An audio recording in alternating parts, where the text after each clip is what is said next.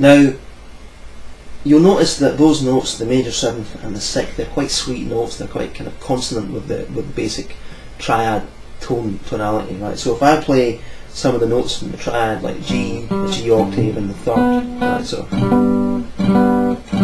I can quite happily add in the sixth, and I can leave it sustained for quite a long time.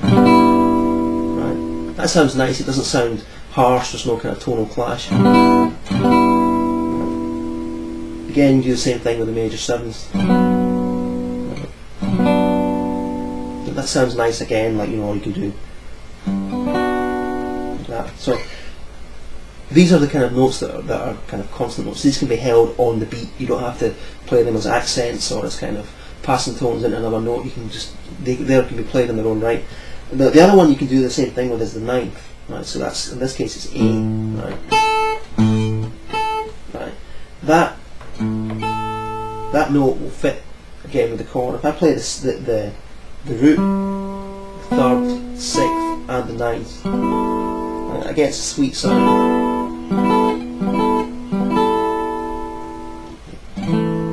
There's nothing there's no tonal harmonic tension there, right? So just add these notes in then. So you've got your ninth on top of your sixth and your major seventh.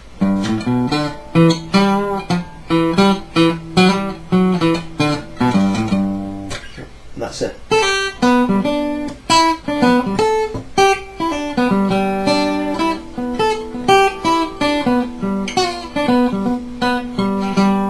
Alright, so that was just those notes. That was the ninth, right, the sixth, major seventh on top of the triad, root, third, and fifth.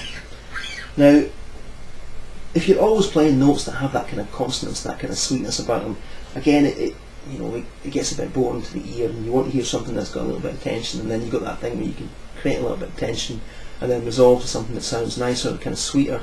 So some of the standard ways you can do that is you can put in like chromatic passing tones in between two of the notes you're already going to play. And with this shape, right, so a G shape plus the extra notes, right, there's a couple of places you can do that. One is to do it in between the ninth, your A, and the G octave, right? So you can put in a flat nine. Right? Now you wouldn't want to hold that for a long time. The flat nine will sound pretty nasty, right? It doesn't sound good. But if it's played as a kind of a passing tone, it can sound really nice. Again, you get that kind of sweet melodic sweetness. Right.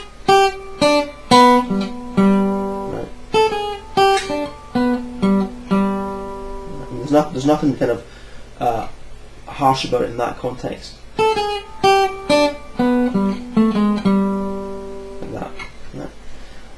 The other one that you can put in is the sharp 5, right, which is in between the sixth, which is your E, right, and your D, which is your fifth, right.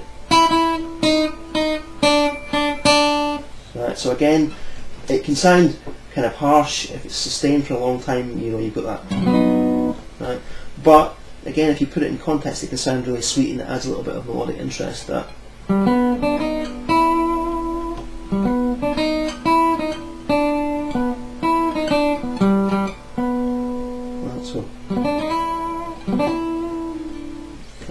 So there's two. There's the flat 9 and the sharp 5. Another note that you can add, which is in the scale, it's in the G major scale, but you won't hear it being held on over the, like, for a long time over the kind of on an accent, right? Would be the fourth, right, which is C, right? So you don't want to be sort of playing that C for a long time, right? You get that in modal jazz where someone will play, right? But you won't get it in swing really. But what's often done is the fourth can be used as a nice passing note into the major third, which is one of the notes that defines the tone of the chord, right? So you can sort of go, right? So just that little pull off to the third, and then play the root of the chord has a really nice kind of classic sound.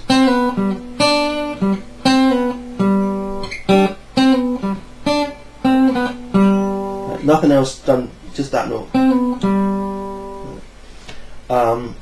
A little lick, a little phrase that you hear a lot of the kind of swing players and then the blues guys that come after them who are kind of influenced by that sound is this kind of lick which Charlie Christian uses a lot, which is where you go from the fourth Right, so a chromatic semitone, a semitone above the major third, to the minor third, which is a semitone below the major third, and then you go into the major third. Right, so the major third's the note you're aiming for, it's like your target note, right, but you're playing above and then below, and then into the note that you want. So, right, so that's a really great kind of bluesy sound.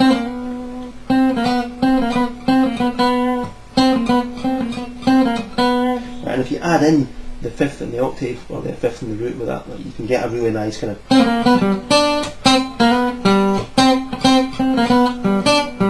Right, so that's a really kind of classic, kind of Charlie Christian kind of sound. And then you add in the other chromatic passing notes, the sharp 5 and the flat 9. So just those things, you got the.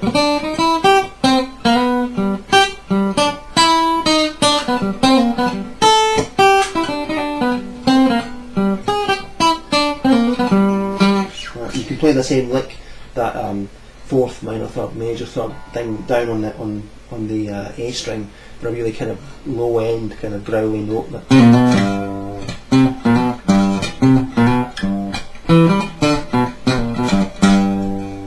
Right. So just that, right? Major third, root, fourth, minor third, major third, fifth, sixth, seventh. Octave, right? You've got that. That's all the notes you need to play over that chord. Right?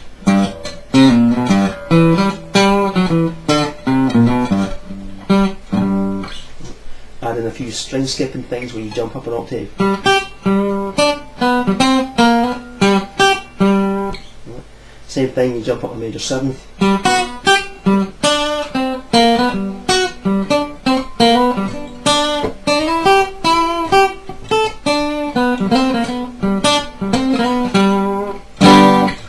There you go, basic improvising over a major chord in sort of swinging style.